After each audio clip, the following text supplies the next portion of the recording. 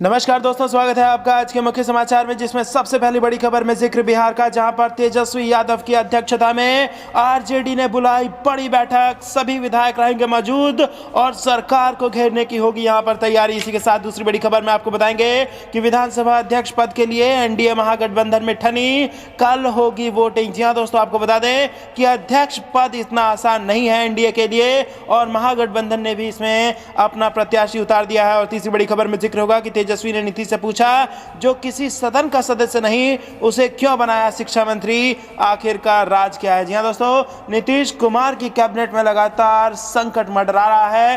पूर्व जो शिक्षा मंत्री थे मेवालाल, उनको इस्तीफा देना पड़ा और अब दूसरे शिक्षा मंत्री को लेकर के भी तेजस्वी यादव ने मोर्चा खोल दिया है। दोस्तों, हर एक खबर की गहराई में आपको ले जाएंगे, लेकिन उससे पहले अगर आपको भी ऐसा लगता है कि नीतीश कुमार की जो सरकार बिहार में बनी है वो ज्यादा दिन उसका टिकना मुश्किल है, तो आप अभी इस वीडियो को लाइक कीजिए और इस लाल बटन को दबा के इस चैनल को फ्री में सब्सक्राइब करके घंटी बजाकर कमेंट में लिखिए जय हिंद। दोस्तों, रुक करते हैं तमाम बड़ी खबरों की तरफ।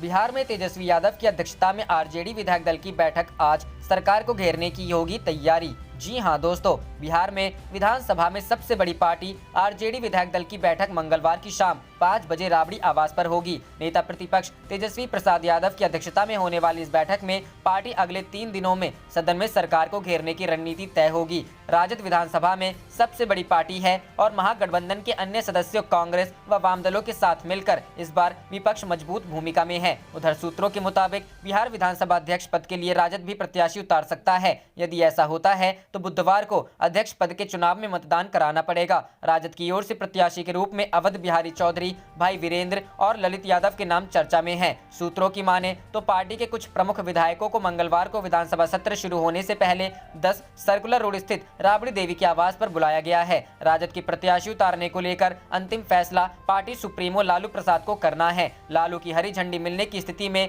राजद प्रत्याशी महागठबंधन का चेहरा होगा। रुख करते हैं अगली खबर की तरफ। विधानसभा अध्यक्ष पद के लिए एनडीए महागठबंधन में ठनी, कल होगी वोटिंग। जी हां दोस्तों, बिहार विधानसभा स्पीकर के पद के लिए एनडीए महागठबंधन ने अपने प्रत्याशियों के नाम की घोषणा कर दी है। एनडीए की तरफ से भारतीय जनता पार्टी के विधायक विनय सिन्हा को उम्मीदवार बनाया है। वहीं महागठबंधन की तरफ से आरजेडी के अवध बिहारी चौधरी को विधानसभा अध्यक्ष का प्रत्याशी बनाया है। भारतीय जनता पार्टी की तरफ से विधानसभा अध्यक्ष पद के लिए विनय सिन्हा ने नामांकन किया। उन्होंने इस दौरान कहा कि हम अपनी पार्टी एनडीए के निर्देशों के अनुसार काम करेंगे। हम अपने गठबंधन के फैसले के अनुसार स्पीकर के पद के लिए नामांकन दाखिल किया। साथ ही कहा कि बिहार के विकास के लिए विपक्ष सरकार मिलकर काम करेंगे। आरजेडी नेता तेजस्वी यादव ने कहा कि सबसे अनुभवी रहे हैं अवध बिहारी चौधरी को हम लोगों ने विधानसभा अध्यक्ष का प्रत्याशी बनाया है। हमें उम्मीद है कि हमारी जीत होगी। ये पद बहुत खास होता है, सदन को चलाने की जिम्मेदारी होती है, जिसके लिए काफी उपयुक्त उपयोगी उम्मीदवार दिया है। कल हमें उम्मीद है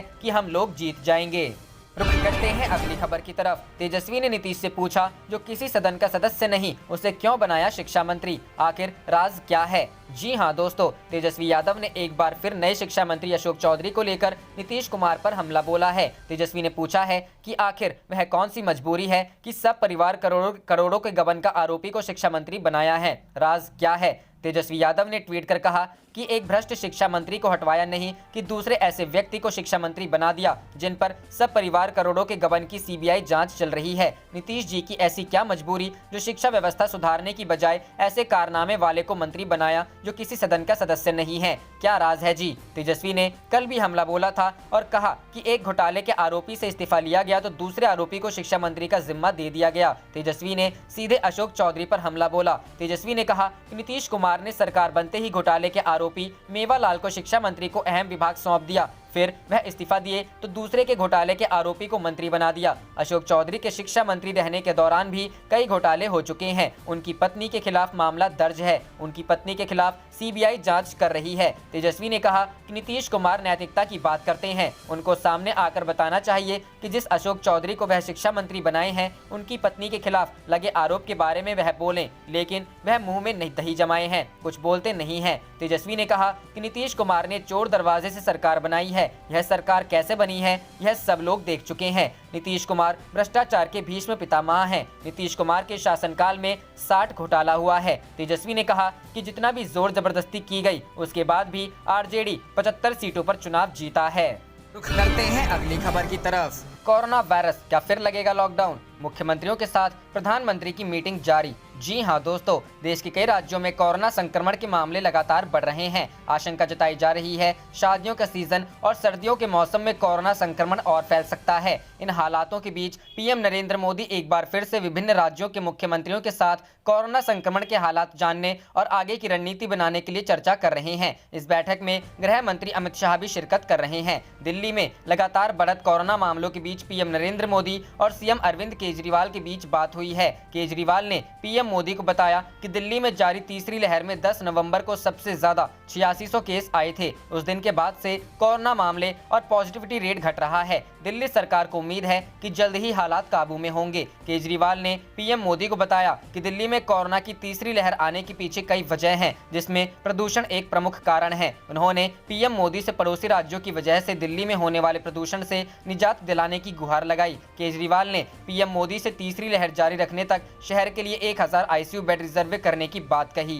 रुख करते हैं अगली खबर की तरफ। कोरोना पर पीएम मोदी से केजरीवाल की मांग, केंद्र दे 1000 अतिरिक्त आईसीयू बेड्स। जी हां दोस्तों, प्रधानमंत्री नरेंद्र मोदी की अगुवाई में मंगलवार को मुख्यमंत्रियों की बैठक हुई। इस बैठक में दिल्ली के मुख्यमंत्री अरविंद केजरीवाल भी शामिल हुए और उन्होंने केंद्र सरकार से राजधानी में 1000 अतिरिक्त आईसीयू बेड्स की मांग की है। साथ ही दिल्ली सीएम ने पीएम मोदी से प्रदूषण के मसले पर दखल देने की अपील की है। प्रधानमंत्री नरेंद्र मोदी के साथ बैठक में दिल्ली के मुख्यमंत्री अरविंद केजरीवाल ने कहा कि दिल्ली ने 10 नवंबर को 8600 कोरोना के मामलों के साथ पीक देखा था। उसके बाद से नए मामले और पॉजिटिविटी रेट कम हो रहे हैं और हम उम्मीद करते हैं कि यह ट्रेंड बना रहेगा। दिल्ली सीएम ने कहा कि राजधानी में आई कोरोना की तीसरी लहर में गंभीरता के कई कारण हैं, इसमें प्रदूषण भी एक अहम कारण है। केजरीवाल ने प्रधानमंत्री से मांग की है कि वह दिल्ली से लगने वाले राज्यों में पराली से होने वाले प्रदूषण के मामले में दखल दे, यह ध्यान में रखते हुए कि पराली के समाधान के लिए पूसा का बायोडिकम्पोजर उपलब्ध है।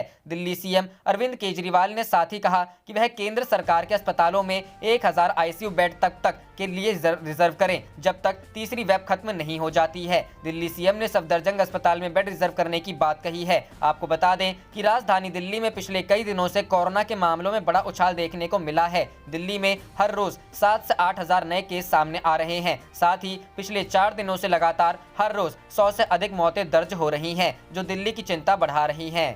रुख करते हैं अगली खबर की तरफ। हरियाणा सरकार ने दर्जनों किसानों नेताओं को किया गिरफ्तार। योगेंद्र यादव। जी हां दोस्तों, स्वराज इंडिया पार्टी के राष्ट्रीय अध्यक्ष योगेंद्र यादव ने दावा किया है कि हरियाणा सरकार ने दर्जनों किसान नेताओं को गिरफ्तार कर लिया है। उन्होंने इसे लेकर एक ट्वीट किया है। योगेंद्र यादव ने अपने ट्वीट में लिखा है कि 26 नवंबर के दिल्ली चलो कार्यक्रम से घबराई हरियाणा सरकार ने आज सुबह पूरे प्रदेश में दर्जनों किसान नेताओं को गिरफ्तार किया है। धरपकड़ अभी जारी है। हमारा शांतिमय और लोकतांत्रिक संघर्ष जारी रहेगा। बताया जा रहा है कि फतेहाबाद में देर रात पुलिस 1 से 2 बजे तक किसान नेताओं के घरों में अपराधियों की तरह उनके घर पहुंची पुलिस और कई किसान नेताओं को गिरफ्तार किया है। जिले में रात पुलिस ने किसान नेता मनदीप नथवान के घर पर भी छापेमारी की। परिजनों का आरोप है कि पुलिस ने उन्हें परेशान किया। मनदीप नथवान हरियाणा किसान संघर्ष समिति के अध्यक्ष हैं और वो दिल्ली ना जा सके, इसलिए उनको गिरफ्तार करने की कोशिश की गई है। वहीं खेती बचाओ संघर्ष समिति के अध्यक्ष रामचंद्र सहनाल को उनके घर रात 2 बजे पुलिस द्वारा छापेमारी की गई, उनको गिरफ्तार भी कर लिया गया।